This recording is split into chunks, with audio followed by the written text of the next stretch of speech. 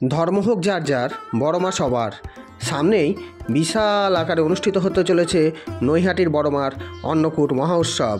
তাই অন্নকূট মহোৎসবটা কবে পড়েছে, কিভাবে আপনারা যাবেন, কিভাবে প্রসাদ পাবেন, কটা থেকে প্রসাদ দেওয়া হবে, কখন অঞ্জলি হবে, মোটামুটি যতটা পেরেছি তথ্যটা দেওয়ার চেষ্টা করেছি এই ভিডিওটাতে। আপনারা অবশ্যই দেখুন এবং দেখে ভালো লাগলে আমার চ্যানেলটাকে একটু লাইক, শেয়ার, সাবস্ক্রাইব করে এগিয়ে দিন। বড়মার অন্নকূট অনুষ্ঠানের দিন আপনারা যারা বড়মার মন্দিরে পুজো দিতে যেতে চাইছেন, তারা তো যারা শিয়ালদা থেকে আসবেন, তারা শিয়ালদা নৈহাটি লোকালে চেপে নৈহাটিতে নেমে আপনারা অরবিন্দ রোডে মায়ের মন্দিরে আসতে পারবেন। যারা লালগোলা থেকে নৈহাটিতে যেতে চান মায়ের মন্দিরে বড়মার অন্নকূট অনুষ্ঠানটা দেখতে, তারা যে সমস্ত ট্রেনগুলো নৈহাটিতে দাঁড়ায় সেই সমস্ত ট্রেনে আপনারা চেপে ভাগীরথী দাঁড়ায়, ভাগীরথী এক্সপ্রেসে আপনারা চেপে নৈহাটিতে নেমে অরবিন্দ রোডে সকাল সকাল গিয়ে মায়ের মন্দিরে পুজো দিতে পারবেন। এবার 1923 খ্রিস্টাব্দে ভবেশ চক্রবর্তী নামে এক যুবক নবদ্বীপ পরিদর্শন করতে যান এবং সেখানে তিনি এই বড়মার মহিমাটা প্রত্যক্ষ করার পর তিনি স্বপ্নে অনুপ্রাণিত হয়ে নৈহাটিতে ফিরে এসে 22 ফুট লম্বা বিশিষ্ট একটি মা কালী তৈরি করেন। সেটারই তিনি নাম দেন বড় মা বলে, পরে তা বড় মা নামে পরিচিত হয়। যে কোনো ধর্মের লোকই গিয়ে মায়ের মন্দিরে পুজো দিতে পারে, তাই বলা হয়েছে ধর্ম যার যার, বড় মা সবার। আর যতগুলি দেবদেবী আছেন তার মধ্যে মা কালী একটা অন্যতম দেবী। তা মায়ের পৌরাণিক মত অনুসারে বিভিন্ন নাম এবং বিভিন্ন মন্দিরে বিভিন্ন নামে মাকে পুজো করা হয়ে থাকে। আমি আজকে যার ভিডিও নিয়ে এসেছি তিনি হলেন নৈহাটির বড় মা। খুব তাড়াতাড়ি অনুষ্ঠিত হলে চলেছে নৈহাটির বড় মার অন্নকূট মহোৎসব।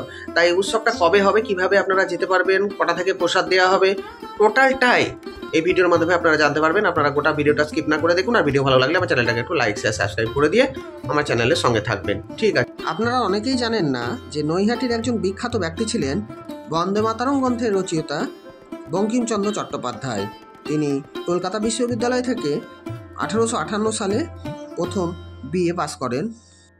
ভারতবর্ষের উত্তর 24 পরগনার নৈহাটিতে অবস্থিত একটি হিন্দু মন্দির হচ্ছে এই বড়মার মন্দির। এখানে হিন্দু মন্দির বললে ভুল হবে, সর্বধর্মের সমন্বয় মানুষের সমাগম হয় বিভিন্ন অনুষ্ঠানে এই মন্দিরটাতে। কিন্তু এই মন্দিরটা মা কালীকে উৎসর্গ করা হয়েছে, যিনি হিন্দু ধর্মের 10টি মহাবিদ্যার মধ্যে একজন, এবং ইনি হলেন হিন্দুদের সর্বোচ্চ দেবতা। তা বড় মা কৌশিকী অমাবস্যা এবং দীপান্বিতা অমাবস্যায় এই মন্দিরে বিশাল আকারের পুজো হয়ে থাকে। মন্দিরের বিশাল ট্রাস্ট কমিটি আছে, এরাই পরিচালনা করে।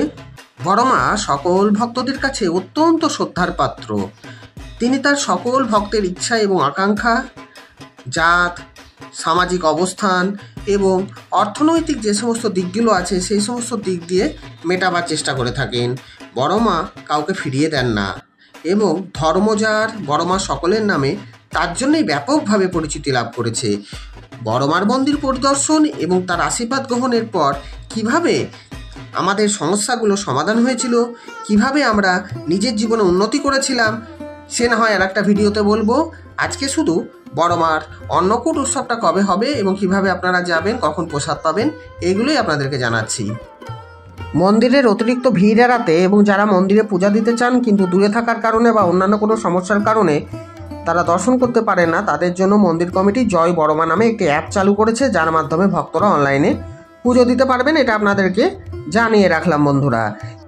অন্নকূট মহোৎসবে প্রায় 3000 কেজি চালের পোলাও হয় এবং সেই সাথে আলুর দম, পায়েস, আনুষঙ্গিক যে সমস্ত আরও জিনিসগুলো হয়ে থাকে সেইগুলো কিন্তু বিতরণের পরে, বিভিন্ন জনকে বিতরণ করার পরে, গরিব দুঃখদের মধ্যে ওগুলোকে বিতরণ করা হয় এবং বিভিন্ন হসপিটালে যারা ভর্তি থাকেন রুগীরা বা নার্সিংহোমে তাদেরকেও এই প্রসাদ খাওয়ানোর ব্যবস্থা করা হয়। অবশ্যই সেটা ডাক্তারদের অনুমতি নিয়ে। বন্ধুরা আপনাদেরকে একটু জানিয়ে দিলাম। এই মায়ের বিশাল মূর্তি, চোখে যেন প্রচণ্ড তেজ, সামনে দাঁড়ালেই ভক্তিতে মাথাটা ঝুঁকে আসে। স্থানীয়রা বলেন অলৌকিক শক্তি রয়েছে মায়ের মধ্যে। কথা হচ্ছে নৈহাটির বড় মার। কেন দেবীকে বড় মা নামে ডাকা হয়, তারই বা মাহাত্ম্য কী, কবে থেকে এই পূজা শুরু হলো, প্রত্যেকটি আমি মোটামুটি যতটা পেরেছি ততটাই এই ভিডিওতে আপনাদেরকে বলবার চেষ্টা করেছি।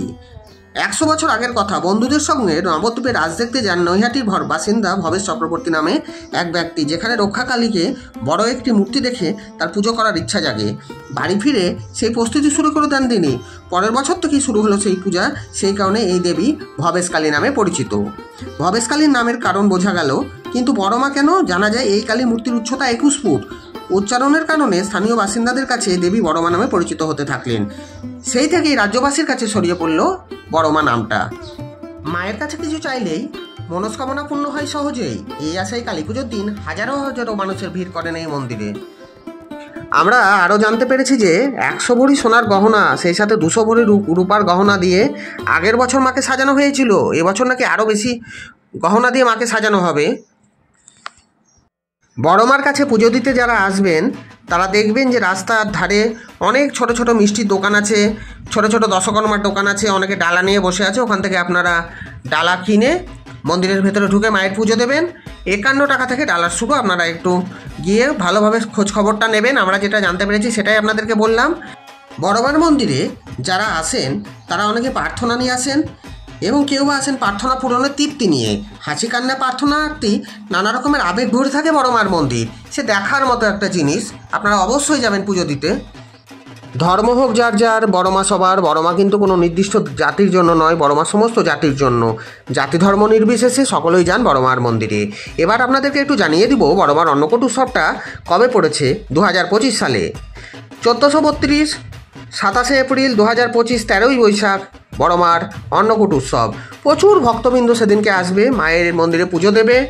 সকাল 11টা থেকে রাত্রির দুপুর 2টো পর্যন্ত এবং সন্ধ্যে 6টা থেকে রাত্রি 8টা পর্যন্ত পুজোর ব্যবস্থা করা হয়েছে। আমি আগেই বলেছি মন্দিরের বাইরে বিভিন্ন ডালার দোকান বসেছে, ওখান থেকে আপনারা 51 টাকা দিয়ে ডালাটা কিনে নেবেন।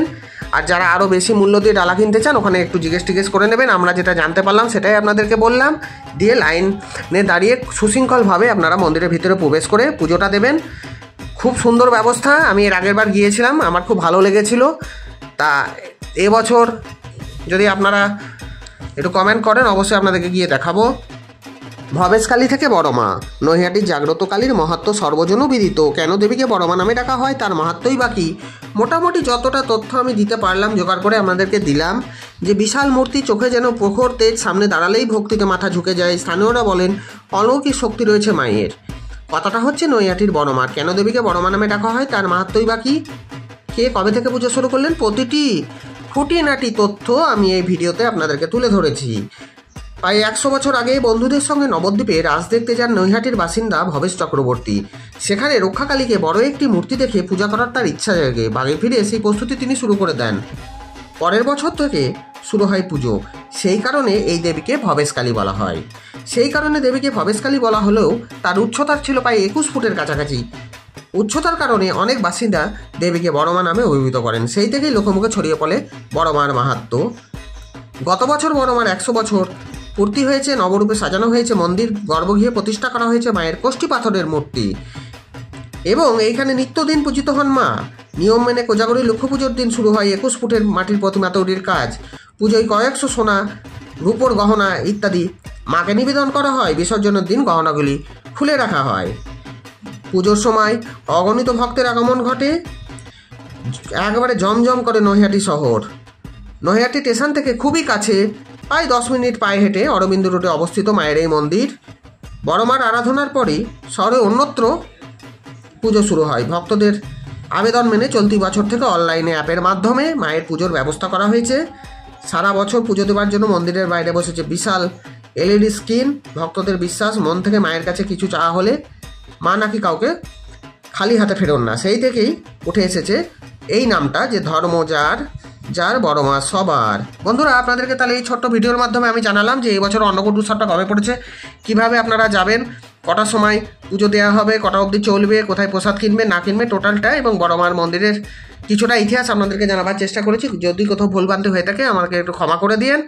আমি খুব তাড়াতাড়ি আবার এই চ্যানেলের মধ্যে আরেকটা ভিডিও নিয়ে হাজির হচ্ছি। যারা এতক্ষণ ধরে মহামূল্যবান সময় নষ্ট করে আমার এই ভিডিওটা দেখলেন, আমার তরফ থেকে তাদের অসংখ্য ধন্যবাদ। যদি ভিডিওটা সামান্য কিছু আপনাদের উপকারে আসে অবশ্যই চ্যানেলটা সাবস্ক্রাইব করে আমার এই ছোট্ট চ্যানেলের পাশে থাকবেন। আপনারা সকলে সুস্থ থাকবেন, ভালো থাকবেন। আজকে আসছি নেতিন এরকম টাইপের একটা ভিডিও নিয়ে খুব তাড়াতাড়ি আবার এই চ্যানেলের মধ্যে আসছি। ওকে, টাটা।